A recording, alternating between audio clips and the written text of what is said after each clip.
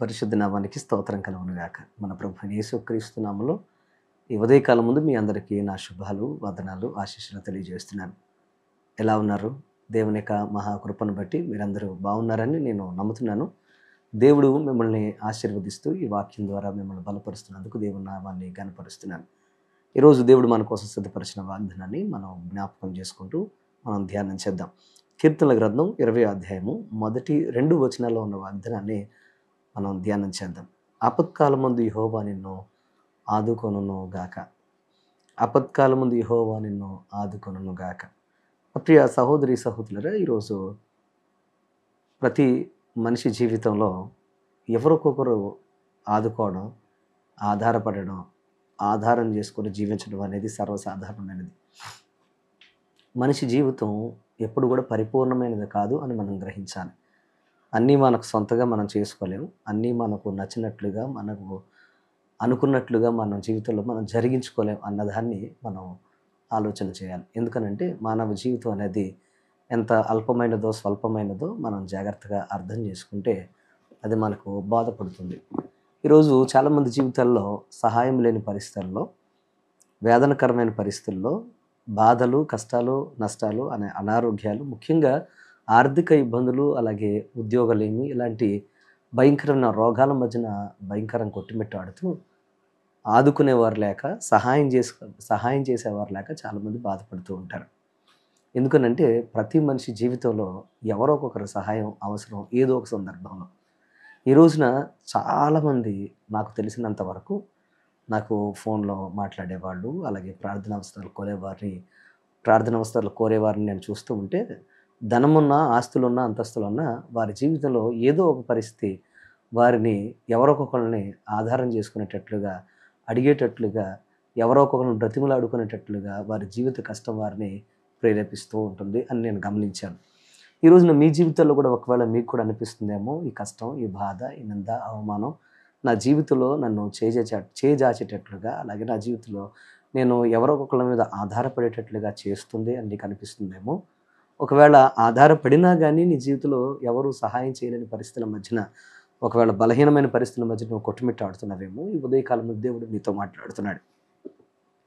ఎవరిని నువ్వు నమ్మి ఎవరిని సహాయం అడిగినా పరిపూర్ణంగా ఎవరు సహాయం చేయరు, కానీ నా ప్రభువు మాత్రమే నీకు పరిపూర్ణంగా సహాయం చేయగలిగిన వాడు. కష్టాల్లో, నష్టాల్లో, అనారోగ్యాల్లో, బాధల్లో నిన్ను ఆదుకోవడానికి ఆయనే సమర్థుడు అనే విషయాన్ని గ్రహించాలి. ఎందుకు ఈరోజు నేను మాట మీకు చెప్తున్నానంటే, సర్వసాధారణంగా జీవితంలో కష్టాలు ఎక్కువైనప్పుడు, బాధలు ఎక్కువైనప్పుడు, మోసగించేవారు ఎక్కువైపోయినప్పుడు, ఆదుకునేవారు, ఆదరించేవారు లేనప్పుడు చాలామంది ఇలాగే బాధపడుతూ ఉంటారు. బైబిల్ గ్రంథంలో ఒక అద్భుతమైన కుటుంబం ఉంటుంది. అందులో మనం గమనిస్తే 2 అక్కలు, తమ్ముడు, అంటే మార్త, మరియ, అలాగే లాజరు. వారి కుటుంబాన్ని మనం జాగ్రత్తగా గమనిస్తే వారు ఎంతో భక్తి కలిగిన వారు. కానీ కష్టం వచ్చింది. వారి జీవితంలో భయంకరమైన రోగం అనే భయంకరమైన పరిస్థితి తమ్ముడిని పట్టి పీడించి, అలాగే మరణానికి అది అప్పగించేటప్పటికి ఆ లాజరు అనే తమ్ముడు చనిపోయిన తర్వాత వారి జీవితంలో చాలా బాధపడ్డారు. ఎందుకనంటే ఎవరు ఆదుకోలేదు, అలాగే ఎంతమందిని అడిగినా ఎవరు సహాయం చేయలేకపోయారు. ఆఖరికి యేసయ్య కబురు పెట్టినా యేసయ్య కూడా సమయానికి రాకపోయేటప్పటికి ఆ కుమారుడు, లేకపోతే ఆ యొక్క లాజరు అనే తమ్ముడు చనిపోయాడు. తన యొక్క అక్కలైన ఇద్దరు కూడా చాలా వేదనతో, బాధతో ఉన్నప్పుడు యేసుప్రభు వారు ఇలా అన్నారు అక్కడికి వచ్చి. ఏమనంటే, నేనే పునరుద్ధానాన్ని, నేనే జీవాన్ని అని అంటారు. ఏమనంటే, నన్ను నమ్మితే మీరు తప్పకుండా మరణాన్ని గెలుస్తారు అని ఆయన చెప్పారు.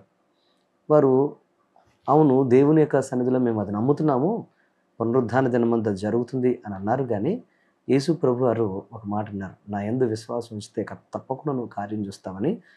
ఆయన ఎలాగ ఆదుకుంటాడో సరైన సమయానికి అనే ఒక అద్భుతమైన కార్యాన్ని వారి జీవితంలో జరిగించి ఆయన శక్తిని అక్కడ ఆయన కనపరిచారు. ఎందుకు ఈ మాట మీకు చెప్తున్నానంటే, మరణకరమైన పరిస్థితులు మనల్ని భయంకరమైన బాధకు, అలాగే మరణానికి గురి చేయొచ్చు, కానీ మనల్ని ప్రేరేపించవచ్చు. కానీ దేవుడు మన జీవితంలో ఆయన అడుగు పెడితే మరణకరమైన పరిస్థితులు కూడా మన జీవితాల్లో అవి జీవంగా మారతాయి. ఎందుకనంటే ఆయన నిన్ను ఆదుకుంటాడు. ఎలాంటి స్థితిలో ఉన్నా, కష్టంలో ఉన్నా, కన్నీళ్ళలో ఉన్నా, బాధలో ఉన్నా, వేదనకరమైన పరిస్థితిలో ఉన్నా ఆయన ఎప్పుడు మనల్ని విడిచిపెట్టే దేవుడు కాదు. ముఖ్యంగా ఆయన ఎలా ఆదుకుంటాడు అని అంటే, నీ స్థితిని చూసి ఆయన ఆదుకుంటాడు. మీరు గమనిస్తే 12 సంవత్సరాల రక్తస్రావ రోగంతో బాధపడుతున్న ఒక స్త్రీ వచ్చి ఆయన వస్త్రపు చెంగును ముట్టుకున్నప్పుడు నా ప్రభావం నాలో నుండి వెళ్ళింది అని చెప్పిన యేసయ్యకు ఎవరు ముట్టారో, ఎవరు తాకారో ఆయనకు తెలీదా? ఆయనకు తెలుసు. కానీ ఆయన ఆమె యొక్క విశ్వాసం గురించి అందరికీ చెప్పాలి. ఆమెలో ఉన్న విశ్వాసం ఎంత గొప్పదో అందరికి చెప్పాలనే ఉద్దేశంతో ఆమెను బయటకు తీసుకురావడానికి నన్ను ఎవరు తాకారని అడిగారు. ఎందుకు ఈ రోజున ఈ మాట మీకు చెప్తున్నానంటే, ఆమె దీనస్థితిలో ఉంది గనక ఆయన వస్త్రపు చెంగును ముట్టుకున్నా సరే ఆమెను స్వస్థపరిచాడు. ఆయన ఆదుకునే దేవుడు. ఈరోజు మీ జీవితంలో ఆర్థిక ఇబ్బందులైనా, కష్టాలైనా, కన్నీళ్ళైనా, ఇబ్బందికరమైన వ్యాధులైనా, ఎలాంటి పరిస్థితి అయినా గానీ ఆయన మిమ్మల్ని తప్పకుండా ఆదుకుంటాడు.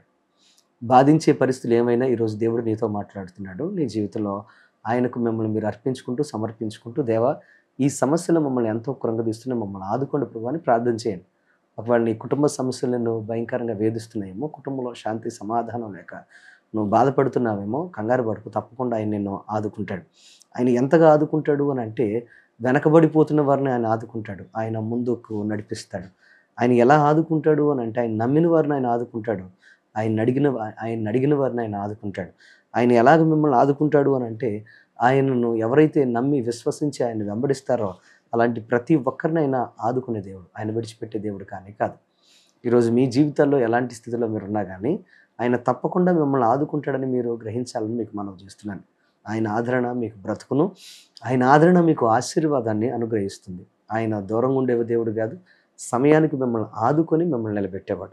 ఆదుకోవడంలో మనం జాగ్రత్తగా గమనిస్తే మద్దతు తెలపడం, మన కోసం నిలబడడం, అలాగే కష్టంలో కన్నీళ్ళలో విడిచిపెట్టకుండా ఉండడం అనే అద్భుతమైన అర్థాల్ని మనం చూడగలుగుతాం. దేవునికి ఉన్న గొప్ప లక్షణం ఏంటంటే ఆయన నిన్ను ఆదుకునే దేవుడు అనే విషయాన్ని గ్రహించండి. మీ జీవితంలో ఎంతటి కష్టాలు ఉన్నా కంగారు పడకండి. ఆయన తప్పకుండా మిమ్మల్ని ఆదుకుంటాడు. ఆదుకునే దేవుడు నీ వ్యవసాయ, వ్యాపార, ఉద్యోగాలు, అలాగే నీ చేతి పనులు, నీ యొక్క భర్తతో ఉన్న సమస్యలు, నీ బిడ్డలో ఉన్న సమస్యలు అన్నీ కూడా ఆయన జ్ఞాపకం చేసుకొని నిన్ను విడిచిపెట్టకుండా నిన్ను నిలబెట్టి ఆదుకొని ఆశీర్వదించి ఐశ్వర్యవంతుడిని మారుస్తాడు. ఈ దినమందు ప్రత్యేకంగా అట్టి కృప దేవుడు నీకు అనుగ్రహించి ఘనమైన సాక్ష్యం నిలబెట్టును గాక. ఆమేన్. Let's pray. ప్రార్థన చేసుకుందాం. మా పరమ తండ్రి నీకు వందనాలు, స్తోత్రాలు ప్రభువా. ఈరోజు ప్రత్యేకంగా ఎంతమంది అయితే వాక్యం ఉన్నారో వారందరినీ మీరు ఆశీర్వదించండి.